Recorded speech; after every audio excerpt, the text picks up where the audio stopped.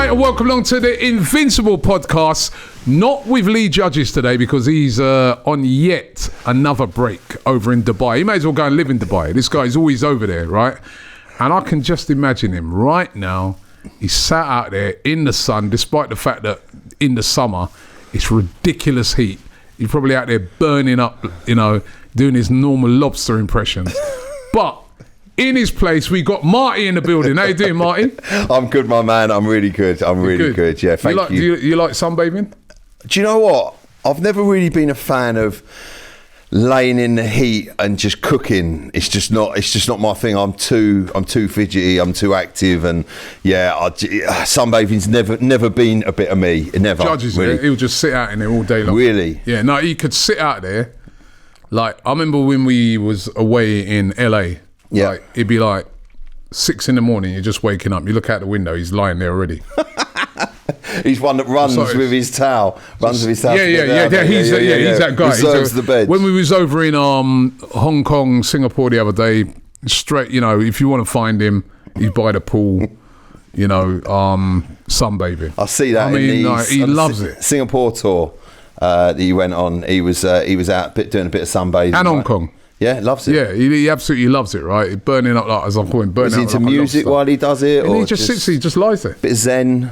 I don't know what Zen, well, at least he ain't moaning. You know what I mean? That's the only thing. I mean, and you know, I saw him moaning about last night's game, and we're going to get into that game. But just touching on it, actually, I've just come back from Singapore and Hong Kong. Got to say, there were two really, really good tours. Yeah. You know, the actual places and the fans and everything were better than the actual football we probably saw. But it was really, really enjoyable. And the fans, the support that Arsenal has worldwide is incredible. In the Far East, it's absolutely incredible. And I remember the third game that we played in Hong Kong. Yeah. Before that game, you know, there was a lot. Say when we got in there on the Monday, we saw a lot of Tottenham shirts around. Because you know, Son, very big down in the Far East because obviously he's from South Korea. The fans love him down there. And I remember Lee saying to me, "Rob, we could get outnumbered there in this game, you know, against Spurs." Because you know what I mean. I've seen a lot of Son shirts. I said, "Listen, no chance. I've been down these sides before. Arsenal are mega down there. Yeah. Come match day, right? 90%, if not more, of that stadium was red and white. Really? Right? Incredible support. Wow. We did a meet and greet in Singapore. I see that, yeah. Yeah, it was incredible. We organised that in 2 days. Over 500 people. We had to turn 200 people away. It was absolutely fantastic. So, big up to the fans over there. Yeah. And they were all really excited about the new signings and excited about the new season. And listen, the first 2 games were 2 wins, right?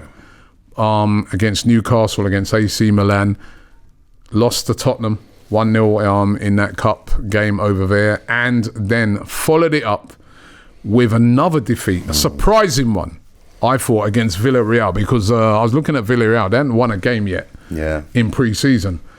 They beat us. I thought they played very well on the day. I mean, kept catching us on the counter-attack, and they were very, very good when they did catch us on the counter-attack. And a lot of fans yesterday, I don't know what you think of it. Was it an overreaction, or are you worried about what you've been seeing? Last 2 games, performances ain't been great. Getting caught in transition. You know, Ray has been a little, you know, not on it. Certain players, I mean, not really on it. We saw Victor Gyokeres start yesterday. You know, that was a mix sort of performance. I mean, what have you made of it so far, the pre-season games? Arsenal got sunken by the Yellow Submarine yesterday. It was, look, do you know what? The one thing I did definitely learn about yesterday is when they said Mosquera's fast, boy, can he run as he got some he looked pace. Good. He was good. Quick.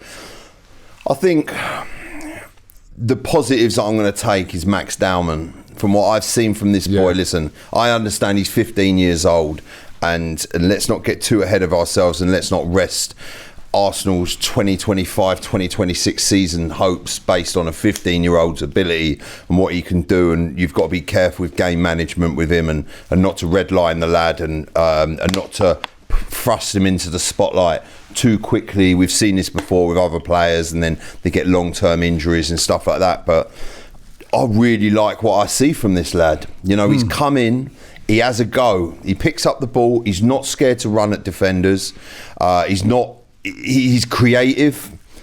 He cuts inside, he goes outside, he shoots, he wants to get on the ball, he gets in good positions. And that's what I've seen, consistency from him, you know. And if he has a season this season, I think the point I'm trying to get at is being in and around the first team. Potentially, what a player we have on our hands. Or listen, there's some business he could do this season for us in games when you need that little change of pace or direction. And I love seeing that. I love bringing youth players like the Miles Lewis-Skelly, the Nwaneri. We've spoken about this before, and I'd love to see Nwaneri really get a lot more of a run in. This season, I've seen some fantastic skill from him in pre-season. I mean, there was that by the touchline where he absolutely destroyed the Milan player, just took him past him, consummate ease. Lovely the funny thing about it is that the youngsters, those two youngsters in particular, performed really, really well in pre-season, and they've been the standout players. They've stood out above the new signings, above like the established players. But they are very young. Just going back on Max Dman, how many games would you look to play him this season? He's 15, but look at a game even yesterday. He comes on, wins a penalty. Came on against Newcastle, won a penalty in that game. Like, he was been terrorising defenders. And funny enough, he was talking to his dad the other day at the airport when he was coming back from Hong Kong.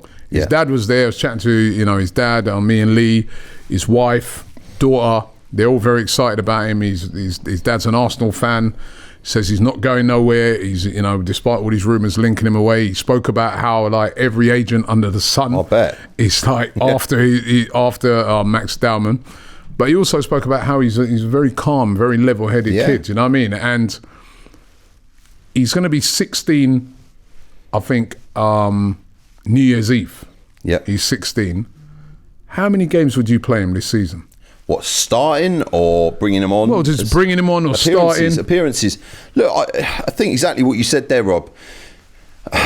He's that player that will come on and win you a penalty, or he plays with this fearless attitude. Some of these big signings that come in for 30, 40, 50, 60, 70 million, whatever, you can see there's a weight on their shoulders because there's a level of expectation. Raheem Sterling last season. Yeah, huge. Played with it like every time he came on, you could see he was fear. Played like he was carrying 5 odd carriers bricks on his back. Do you know what I mean?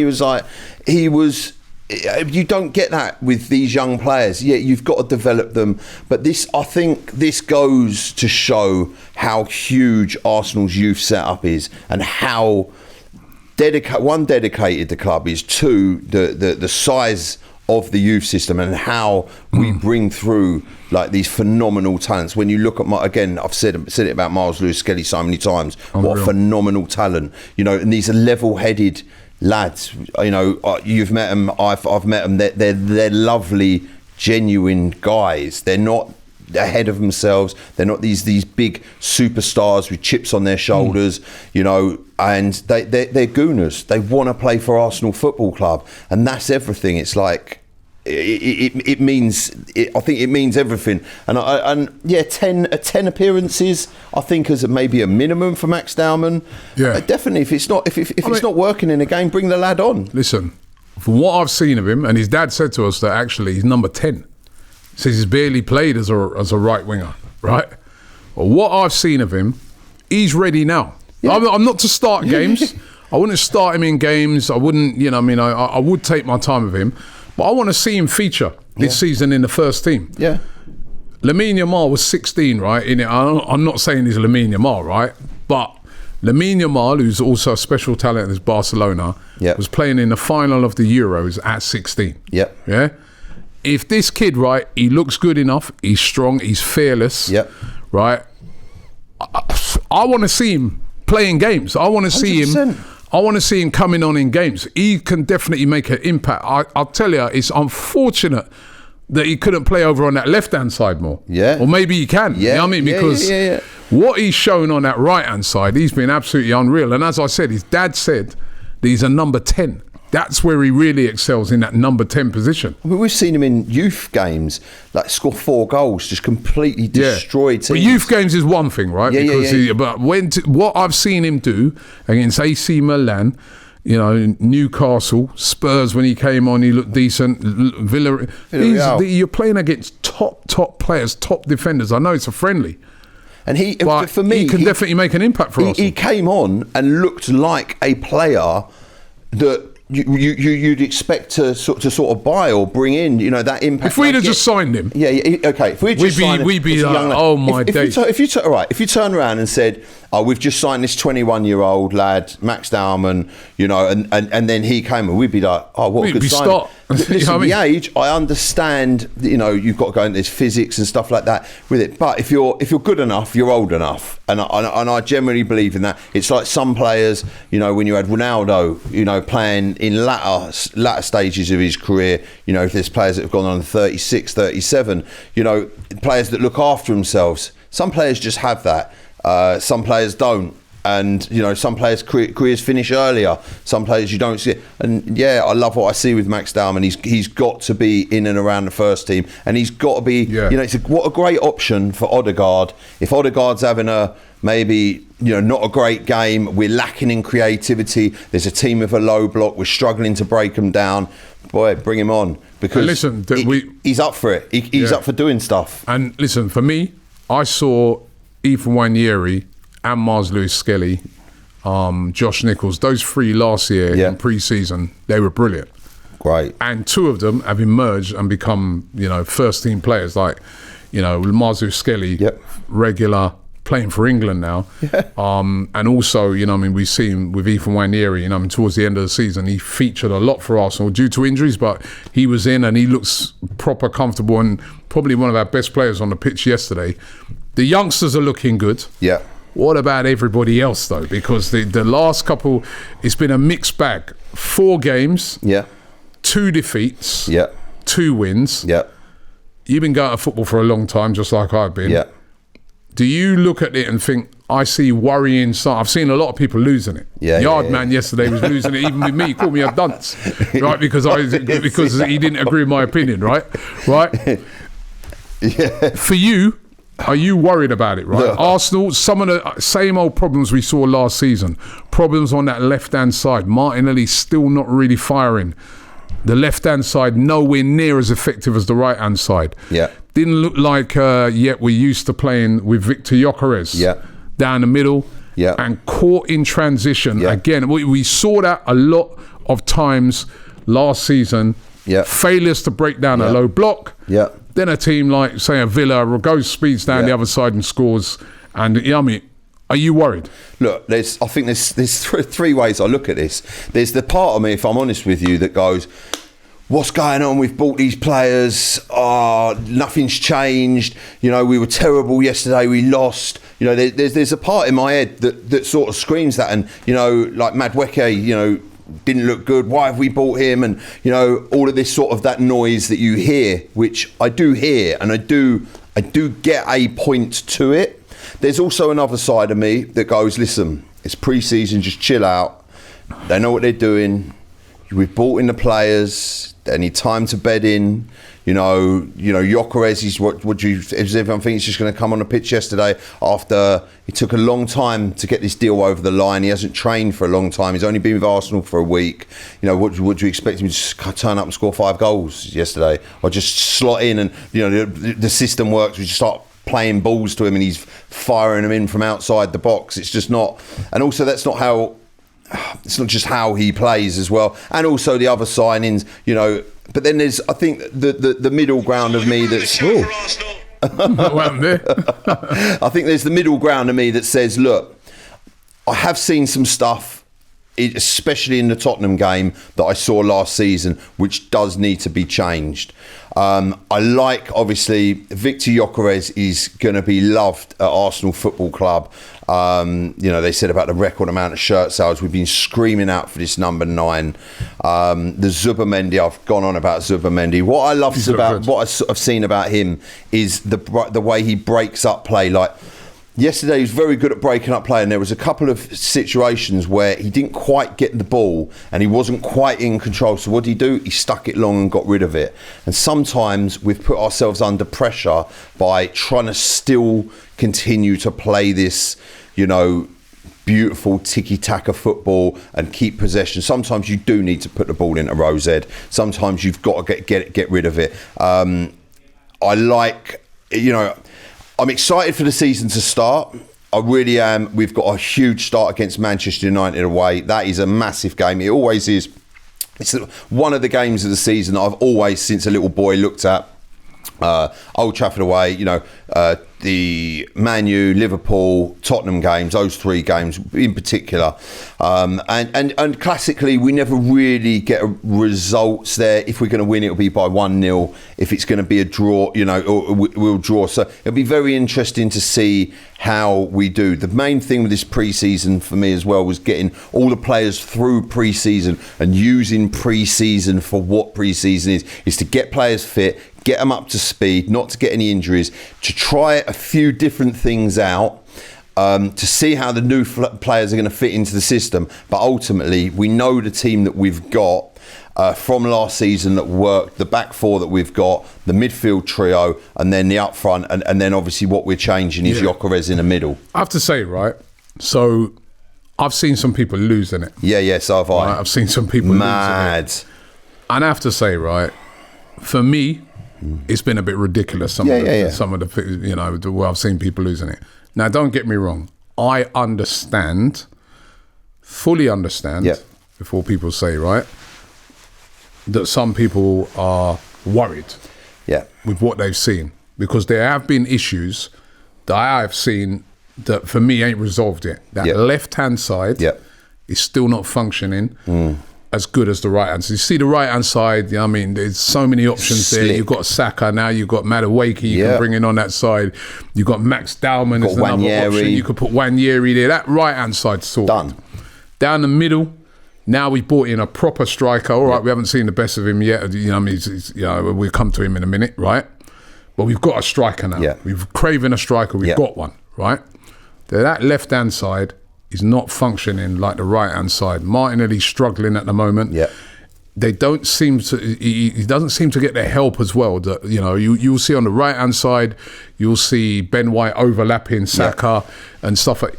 I never see any overlapping on that left-hand side. Martinelli has to do it all on his own. If you don't beat a man, everybody's moaning and groaning. He hasn't got those players overlapping him. He's expected to trap back a lot. It's a very hard for him, right? Even though he needs to do better when he's, in taking on players and stuff like that. And, Mars Lewis Skelly, as good as he is, he always inverts. And obviously that's an instruction. So that left-hand side for me, still not functioning right. And, as I said, still on transition. We've been getting a bit done too easy in some of the pre-seasons game. We got done too easily in the Spurs game. We got done too easily in the Newcastle game. And, of course, yesterday, way too easily. Yeah. However, people need to calm down a bit. It is a pre-season friendly, right? You're not going to have a game. We're not going to play against Manchester United and make 7-8 changes at half-time. No. Because, number one, you can't do. You can only make 5 changes throughout the whole match. You're not going to substitute the goalkeeper at half-time. That's what it tells you. Penalties coming it's up. A friendly. It's a friendly game, right? The whole purpose of these games is to, Mikel Arteta said it the other day, it's like a test, right? Is to test out new things, like you said there. So you might be testing out a new system. You might be, let's see if we can play this way in this particular game. You know what, actually, in this game, we're going to play that way. You know what I mean?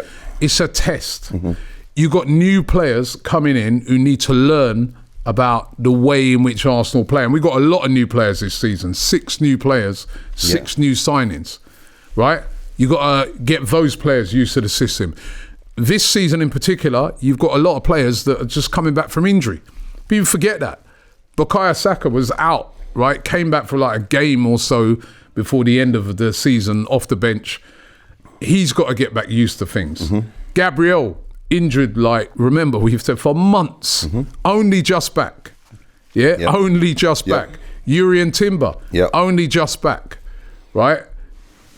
people need to calm down a bit, right? Even if, and I've seen this over the years, we have a great preseason, we thrash teams. Yeah. Because you can. Because the one thing I saw with Villarreal yesterday, I've seen teams come to the Emirates and basically be under pressure. Yeah. And because it's a pre-season friendly, kind of just wave the white flag, and Arsenal have battered them, and we've looked great. But that's not the real reality of what's going to happen when that first game comes. Whereas what it is with Villarreal, was I actually think was a good thing, is that they were on it. I remember when the game started, I was like, wow, look how they're closing down. They're not messing around. They're closing down. This is when it was 0-0. They weren't giving us any space. They're making it so difficult for us up front. And that's what you want. You want a test like that. You don't want a team like when we played Sevilla a couple of seasons ago and they just folded and we won 4-5-0 and it looks great. And that's probably not how your first, second, third game are going to go, right? So it's a good test. So whilst there are still worrying signs, it's about ironing those out before we get to that first game of the season against Manchester United. So I understand why people are a bit, I still see worrying signs, because I still see worrying signs. But don't get carried away by the fact that we lost 3-2. If we win 4-0, don't get carried away thinking we're going to win the league. A couple of weeks ago, we played, in a friendly, we played AC Milan, beat them 1-0. We were all over them. Dominated them from start to finish. Should really have won by more. Right? AC Milan, a couple of games after, rock up against Liverpool, beat them 4-2. I'm like, huh? When I saw the score, I'm going, that AC Milan we played, 4-2. It's friendlies. Yeah, of course. People just calm down a bit. That's my opinion. I mean, I had it with Yardman yesterday. He was going at me. He was moaning, Gyokeres, why is he not playing the full 90? Because the guy has just come. What's this ridiculous? How are you going to make Victor Gyokeres, the guy has spent half of the summer not even knowing where he's going to be? Sat on a beach. He don't even know where he's going to be. He's not been in training. Your mind's all over the place because, people forget this. You've got families and that. Where, your wife will be going, or your girlfriend. Where are we going to? Are we going to be in London? Are we going to be here in Lisbon? Are we going to be, where are we going? What's happening? Are we going to Madrid to play for Atletico? Where are we going to end up? Man United? He's like, I don't know, but right now, I had an agreement with the club that they let me go. There's that going on. Then he gets his move. Remember, he joined Arsenal, not for the Singapore leg, right? He came over and it was announced there. His first game was, for us in Hong Kong. He played like 10 minutes. Mikel Arteta said in his press conference yesterday, he goes, he's got to get his fitness up. Of course. Right? He goes, he's still not there when it comes to fitness. He goes, he's not trained. He's had like 2 sessions of training. Yardman wants him to do 90 minutes. If he runs out there and does 90 minutes and pulls his hamstring, then you're done. Or his calf, or these common injuries that can happen when you overdo it. He'll be the first one crying, oh my God, look, why did we play him? Rest. I know. It's the sensible approach to playing for like 50 minutes.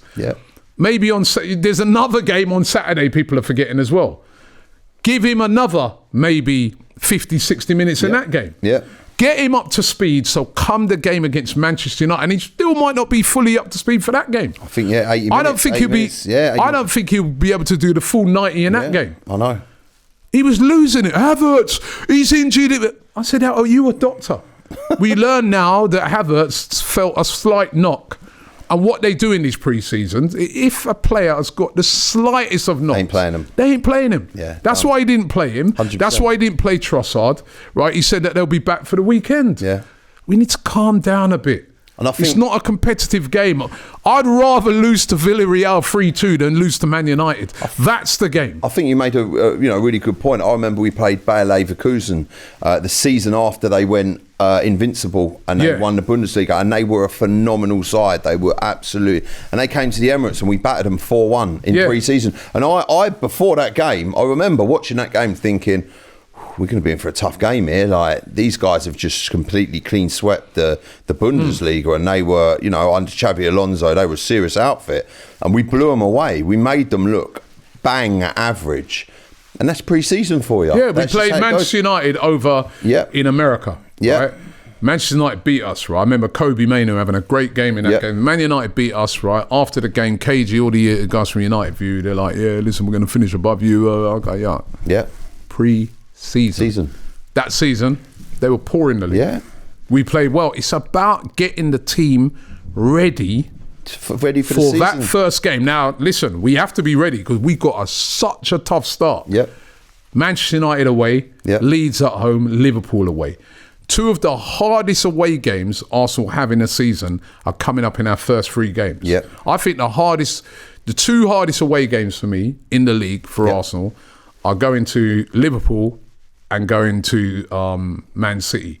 We got that coming up. And maybe Newcastle and Man United is difficult as well because we don't get results. Last year at Man United, as bad as they were, I remember that game. We were lucky to get out of there with a draw. It's a place we go. Like I was just saying earlier on, we never go there and beat them 4-0, 4-1. Yeah. We just never. Like we've gone there and had some absolute thumpings before. Even I remember the season before, we beat them 1-0 with that Trossard. Havertz put the ball in the middle. Yeah. Trossard puts it in the net. Difficult place to go. It is difficult place to go for the first game of the season. So it's about being ready for that. Yeah. And were you going to go and kill Gyokeres? Yeah, nah. I mean, honestly, some of the things I've heard, I've just found them a bit ridiculous. Yeah. I know it's people's opinions. I know, listen, they but for me, it's pre-season. I do not get carried away. If we go out there at the weekend and we smash Athletic Bilbao, I'm still not going to get carried away. I think I heard the thing I heard about Gyokeres. I remember it was the weekend and the Spanish media, Portuguese media released. They were saying, the moving from his house and that was false. And then they had apparently had his dad on TV crying out. I remember there were groups, the groups I were in and speaking to Arsenal fans. He's not coming. That's it. Another deal's folded through. I've had enough of this club. It's over. I'm throwing my season ticket away. It's done. We can't even sign Gyokeres like that. And then next week he rocks up at the club. There he goes. And then all of those people who said that disappear. Yeah. And you don't hear from them again. Now, right? watch when we're 2 games in. If he hasn't scored a goal, they'll be like, he should be scoring now. He's a flop. I told you he wouldn't work. For there was some people saying that already yesterday. Yeah, exactly. And I'll tell you this, right? This guy, Victor Gyokeres, is going to be under extreme pressure. This is welcome to Arsenal, Victor Gyokeres, because the expectations on this guy are really heavy. I did a fan cam yesterday where what I did is I went around every fan. Yeah, that is you can go and watch it on AFTV. There's about 20 fans. I ask, how many goals do you think you'll get this season? And I say like 95% of them all said 20 plus. Yeah. So the expectations of him is to hit the ground running and to score lots and lots of goals. I think he can do it. Oh, yeah. But he's going to be under immense pressure. You're seeing it already. If a friendly goes past and he doesn't score, you've got Arsenal fans going, oh, he's either one. Well, I can't believe. You've got opposition fans mocking it and going, yeah look, you know. What's it? Victim Gyokeres. Yeah. And all of that. You know, I saw like... this caption yesterday, it was really funny. It was like Victor Gyokeres at Sporting and it had him like this. Yeah. And it got Victor Gyokeres at Arsenal and he was like this with his hands on his head like that. Right? He's going to come under so much scrutiny. This is the pressure that comes with being at a club like Arsenal. And you can tell that by the record amount of shirt sales with his name on the back. That just says it all. And we have been crying out for a number 9. But you can see what I saw in yesterday's game was...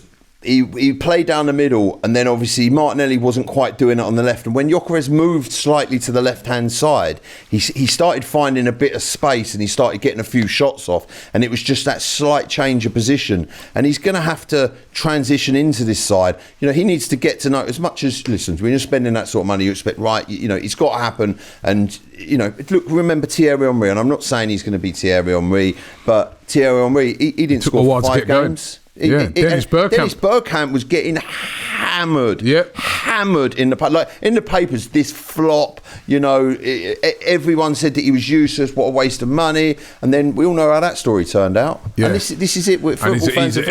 He's going to be under the same amount of pressure if he doesn't score against United, if he doesn't score against Leeds, if he doesn't. People are going to be like, oh, what a waste of money. Listen, give the guy time. And then you'll have fans going, Mikel Marino should be up top. And have it, you know. Because I think what I've seen what was quite evident yesterday is that we're going to have to learn how to play with him. He's a traditional number 9. You saw he's down the middle. Yep. I love that, by the way. I love that. We've lacked that. Yep. Everybody always dropping off at the edge of the box and that. I want my striker in the box. But we're going to have to find him. And then the other thing that I noticed yesterday is that he's hanging on the end of defenders. And there was a couple of times yesterday we could have played a ball in behind for him, and we didn't. We then pulled back, pass. But I want Arsenal to learn how to play with this guy. Yeah, definitely. Play a ball in behind for him. The guy's quick. He's strong. He can hold it. Right, he's lightning quick, and he's a problem. And he can finish, and he's a problem. Outside the box as well. Yeah, and he's a problem for defenders. Big problem. Play the ball in behind for him. He was a big problem for Saliba and Gabriel. Definitely when Kirill came on when he played against us, he was a huge problem for Kirill. I love going back to what you said about our left-hand side as well. And I think the problem with the left-hand side, the right-hand side is stocked, and it's like a well-oiled machine. It's the fluidity of it is unbelievable. And then hopefully with Gyokeres in the middle, if we could find a way to bring in a player or another 2 players to get this left-hand side operating like the right-hand side, that is how that will be the unlocking part of us winning the league. I do generally believe just having that. So when you've got both sides fully functional, because then at the moment teams are like, right, double up, overload on the right hand side, double up on Saka, cut off that supply. They cut off, they get close, high pressure on Odegaard, cuts off that supply,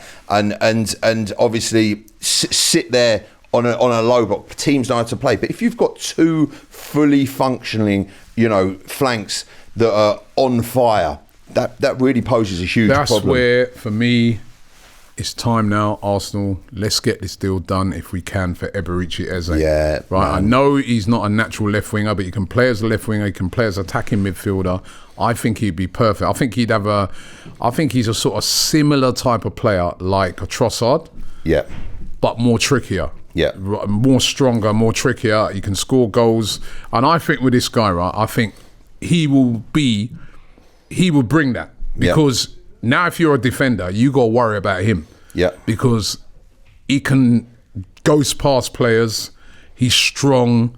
He's very similar to what Saka does. He's dangerous. He's a dangerous player. Dangerous. And he's creative. What I love as well, right, about Eberechi Eze, okay, is when you watch that FA Cup final, I watch a lot of Palace as well. I like Palace as a football team. My stepfather, he supports them, and I went to a few games last season. He is one of those players. You get one ball in the middle to him, and he will stick it in the back of the net. And that is at Arsenal. The amount of chances we create.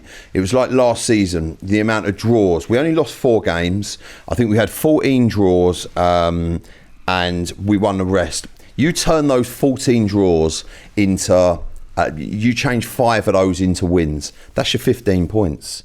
And that is how close we are. Because draws, you're not losing by 2 goals. It's literally getting a goal to beat the other team, and that is where I think our problems have laid last season. We just need to find a way to turn those draws to win and to control games. That player that can unlock defences. So we know that Saka can unlock it.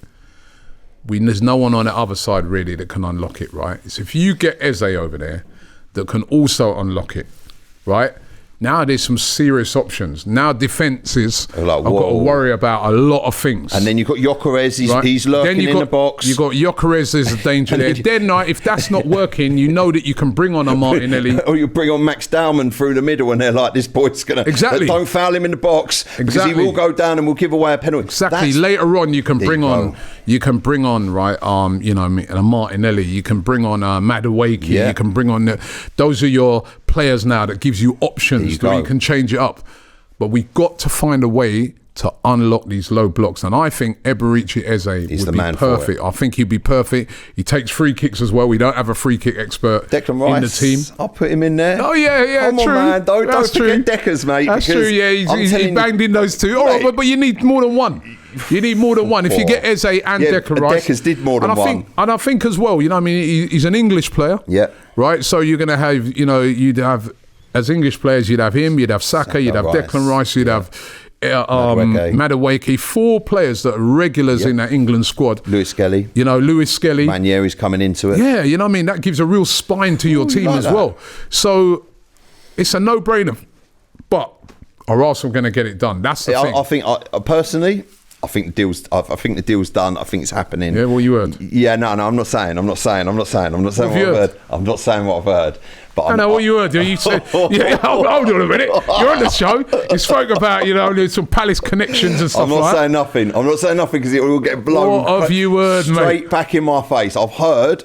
Obviously, I've heard that he wants to go. He's done. He's pushing. And Arsenal, there's this big contact going on, and it's going to be done. So do you know them? Who do you know? I know a couple of people. I don't want to grass up my sources. So who's it you know then? Right. I know a couple of people who work at a couple of different football clubs. Yeah, what clubs are those? Palace and Fulham. But Fulham's got nothing to do with it. But obviously, but yeah, and he said the same thing. He said the similar thing. He said, he's all under pressure. I'm under pressure because I know that And who's he then? This is a surprise. It's an interview or something. Who's he then? Oh, I'm not saying. I ain't saying. But I've heard legitimately that this deal is getting done. I've heard. How comes everyone else can say, "Oh, my sources"? They don't get challenged like this. Yeah, because they're not normally on the show. Well, we got you now. You know what I mean? Yeah. No, so I've heard. So you're confident. I am. I'm very confident. I'm not a betting man, but I wouldn't put loads of money on it. I'd bet you like a tenner or whatever. I'm not a betting man. Yeah. No, you know what I mean. I'm not a betting man. I am very confident that this deal is going to get done by the end of the transfer window. Yeah. It's a complicated deal because Palace need to replace him. Palace have got European football and they can't afford to not have him. He is a top player. They need him. That's their problem. And obviously there was a potential option with Reece Nelson going to, he would be a sort of a like for like, he'd be great for them, but that looks like that's going to Fulham. He's going to Fulham. Yeah, and you've got Fulham connections as well, eh? So what the Fulham connections saying on the Reece Nelson? Palace, they want the player. They want the player. They want the player. They like the player. He's a good. Listen, he's a good player. He was a very good player for Arsenal, and I always remember that goal he scored against Bournemouth. What a goal! Fantastic. But we just need maybe that different level. Okay. We need Eze. What about Zinchenko? Because he's been linked with Fulham as well. Yeah, so I believe, from what I hear, Zinchenko's on his way out the door. But what I like about Arsenal... So hold on, so he could be going Fulham as well then? It's a possibility, mate. It is a possibility. So look, Marty Romano, man. I'm telling you, we got Marty Romano on the show, right? So look, hold on, wait a minute. Who else is it? Right, so what other links can I think of? Fulham. Actually, I heard a rumour that Palace looking at Raheem Sterling. They are. Interested. Palace and Fulham are both looking at Raheem Sterling. Could he be a sort of replacement for Eze? I mean, not based on last season's performance. Yeah, but that was, remember, listen, we saw Willian come to Arsenal and do you know what? Be really poor, but then go to Fulham and be absolutely brilliant. Yeah, he was great. And do you know what? Fulham fans really rave about Willian. They really do. Could he... It's all this business that they need to work out. Arsenal are like, we want Eze, right? We need this player, but all these other teams, you've got Palace in their first ever season of European football. Now you take Eze out of it, and I've heard there's clubs that want Mateta as well. Don't forget Mateta. Mateta was, when he came to Palace, he was not doing too well at all, and they didn't want him. But this guy last season was on fire. He's banging goals for fun. I think the problem, and where I think Arsenal need to be very careful on a couple of fronts with this Eze thing, is that, listen, this is what I've heard as well, that they definitely want him, but I don't think are Palace going to let go. I mean, surely there's no way they're going to let go Mateta, Mark Gay, and Eze, right? I don't even think that. I think they'll let one go. Yeah. I don't think it'll be Mateta. I think it's a good Eberici Eze or Mark Gay. Gay's wanted by Newcastle. He's wanted by also Liverpool are interested. Although I heard that Liverpool are kind of cooling their interest on it at the moment. Eze wanted by Arsenal. Spurs hovering around as well now. They got that injury to Maddison. Yeah. They didn't get Morgan Gibbs-White. Yeah. Eze would be perfect for them. I don't think he's going. Right? He will be going to Tottenham at all. I do not think that Eberechi Eze will ever be going. He's an Arsenal guy. We know that. But you say that. But listen, there's been many other Arsenal. It has happened. Harry Kane was an Arsenal guy. He went to Spurs. So yeah, he did. You get £120,000 a week. Yeah, put down in front of you and shown around their training ground, and that can persuade you. I think you are right there. I don't think 3 players. I think Mateta's staying put, and I do think Gay. I think the Isak situation has made. And listen, no disrespect to Newcastle, they're a huge club, and I know how passionate their fans are, and I'm not saying anything sort of disrespectful about them, but I think that Isak situation makes maybe the Gay situation not as attractive for him to go there when Crystal Palace have got European football. I think the Eze part of the Eze thing is Conference League though they've got at this stage. Yeah, I mean, listen, it's European football. True, listen, but for these Conference League. But if Mark Gay went to Newcastle, he'd play in the Champions League. No, I get that. I understand that, but then they've got to get him. They've actually got to get that guy through the door. Now, I think Newcastle might struggle. This Isak, I don't think this Isak situation's done and dusted either. I don't think this. Well, Isak's gone. He's going. It's going to happen. There's still weeks to go till the end of the transfer window. It's going to be a big fee. He's going Newcastle. But I do. He's going Liverpool. I do generally think Eze and the Arsenal deal is done. I'm very confident on it. Right, they just need to replace the player with a like for like player because of the European football. But it's a lot of money. You've got to think this player's out of contract. They're going to get nothing for him next year. Palace. Eze. Yeah. I think Eze. I think Gay's out of contract next year.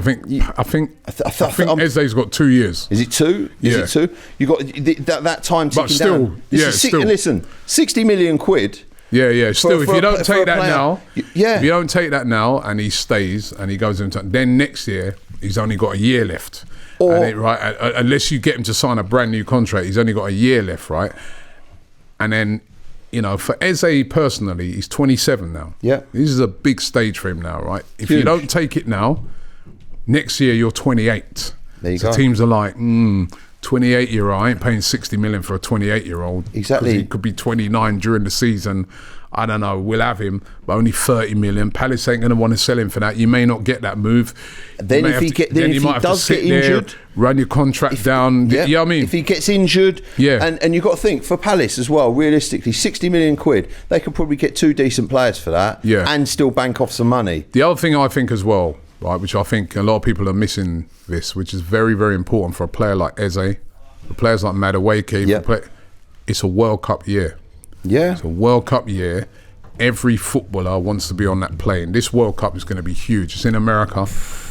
You don't get bigger World Cups than when they are in America. It's in America, Canada, Mexico, 48 teams. England are going to qualify for it. They want to be on that plane, right? Eze, if you're playing at Palace, got a chance.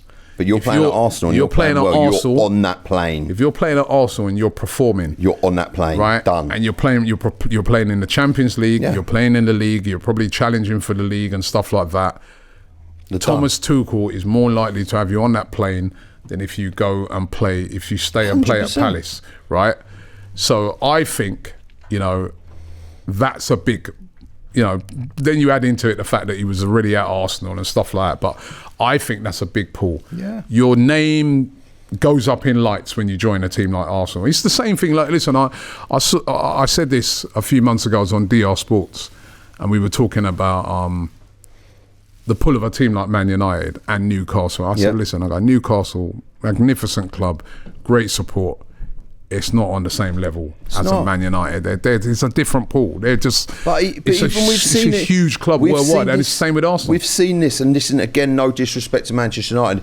I remember growing up, but I've seen the pull of Manchester United over the last season or two being reduced. But they can still get. They've got no European football. Gyokeres, if they had have won the Europa Cup last season, I think that could have the Gyokeres thing could have. He could have went to United because he worked with Amarin. But look at them, right? They got no European football this year. Nothing at all. But they still got Mbeumo. They still got Cunha. Yeah, and they're still likely to get Sesko. Two of those players in Mbeumo and Sesko over Newcastle, who have got Champions League football. So that shows you. It's a similar thing with Arsenal. Yes, you can stay at Palace and play in the Conference League, which, it would be great for South London. Yeah. No disrespect. Yeah. Please don't disrespect me, South London, right? I used to live around there as well, right? But compared to playing for Arsenal, there's no comparison, man. It's just like, Arsenal going to be in the Champions League. They got to the semi-final of it last year. They got Gyokeres in the team now. They got Saka. They got all these names, Declan Rice. It's a no-brainer. So I hope it does happen, because I do think it's the type of player we need. How do you think we're going to do this year? If we get him, we got a chance of winning it. Yeah. The favourites are Liverpool. What Liverpool are doing at the moment is crazy. Isak on top of Salah. Money. But then they've also sold a lot of players. Darwin Núñez are getting 40 odd million for him. They're getting money in for players as well. Quansah they sold. We've hardly sold anybody. That's the other thing. That's why I've seen a lot of talk that we're trying to move Fabio Vieira, which is very significant that he didn't play in any of those friendlies. Trying to move him out so that we can have more funds in to go and get an Eze. But for me, Arsenal, go and get Eberechi Eze. Needs to be done. 100%. Needs to be done. And you've heard it exclusively on the show today. Through to Marty's sources, Marty Romano. Yeah. He's not giving us a here we go yet. No, the here we go will come soon. Here we go. What's your timeline on it? Give me a couple of weeks on this deal. Give me a couple of weeks. But so before the end of the transfer window. Before the end of the transfer window. It's a complicated deal. I'm going to be talking to him more off air to get more information. Yeah, I know. Right, to find out what's going on. Absolutely grilled for this. Absolutely. That everywhere you go now, people are going to be stopping you. Marty, what have you heard? What have you heard? Yeah. Oh, don't. Oh, my days. Well, listen, we come towards the end of the show today. Don't forget, we've got another friendly on Saturday when Arsenal take on Athletic Club Bilbao. So looking forward to that. And then we've got a week after that. We've got the watch along. Are you on that? I am indeed, Robin. You're on that. You've been doing great on them watch alongs. You bring a vibe to it, right? So Marty's going to be on the watch along, right? I'll be at the game as well, speaking to fans afterwards. Let's hope we can get a win, lift the spirits ahead of that game against Manchester United, which happens the following Sunday. And then what is happening with that, Robbie? What do you mean? The watch along on the following Sunday. It's a big event. We're doing a big event. We are doing a watch party. Well done, Marty. Let me 2 seconds. Right. So the following Sunday, away at Manchester United, the first game of the season. AFTV. We've got a watch along. Box Park in Camden. It's going to be massive. It is going to be massive. Box Park in Camden. It's going to be huge. Right. We're going to be down there doing a big watch party. We'll give you more information on that on next week's show as well. But that's going to be absolutely huge. Right, the legendary AFTV watch parties. Marty, will you be on that watch party? I am indeed. Yeah, so that's going to be lit up, right? It's going to be amazing. You never know. First game of the season. Would Eze be there? If you've got any questions for him regarding Eze, go and see him on that day, and I'm sure you. I'm hoping the deal's going to be done by then. It'll be in the door. You do realise if this don't happen now, you're going to get a lot of stick, right? Oh, mate, do you know what, Robbie? I'll get a lot of stick anyway, so it would just be a load more to just add to the collection, and I'll just deal with it accordingly. But I'll be honest, I'm really looking forward to it. It's a great idea, Box Park watch along. Those watch alongs are absolutely fantastic. It's a great vibe in the room, and obviously first game of the season, kicking off the Premier League in style. Okay. That's what we like. Looking forward to it. And Lee, I don't know if he's back next week. If not, Marty will be here. Don't worry about Lee. You know what I mean? But big up to Lee over there in Dubai. Don't stay out in the sun too long. And if so, put the SPF 50 on, mate. What's that? Is that like suntan? Is that the strongest one? Yeah, strong stuff, man. Yeah, just put some oil on. Right? You know what I mean? Crude oil. Maybe you go to Saudi and jump in some crude oil. But anyway, now big up to Lee. I'll be back next week. And Marty, thank you very much for coming in today. And of course, Marty will be here on the watch along come the weekend. Right? And listen, we're looking forward to this season. It's fast upon us. Could Eze be at Arsenal? Thanks for watching. The Invincible podcast. Myself, Robbie, and Lee Judges come together once a week to discuss all things Arsenal.